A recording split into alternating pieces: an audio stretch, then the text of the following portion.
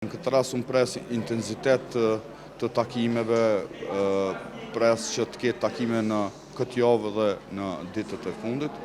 Dhe natyrshëm tashmë duhet të kalojmë në propozime konkrete të emrave konkret të zgjidhjes së problemit i cili na çon pra në zgjedhjen e presidentit ose të presidentes. Ashtu siç kemi biseduar në grup parlamentar, nuk do të ketë asnjë problem i cili pra e pengon këtë proces sa i përket lëvizjes vendose. Ne jemi të bindur që duhet zgjidhet presidenti, sepse nëse tashmë nuk zgjidhet presidenti, ne hyjmë në një krizë, në një cikël pra të krizave, të cilat pra nga zgjedhjet mund të na prodhojnë edhe zgjedhjet tjera.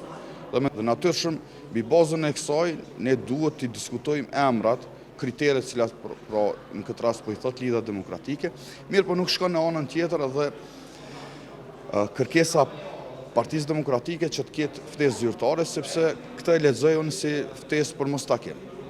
Mendoj që nuk duhet barikadohemi në qëndrimet tona, duhet të ecim përpara drejt një zgjidhje. Jemi të gatshëm të rrisni këtë dy shkrimet. Ne jemi të gatshëm për kompromis.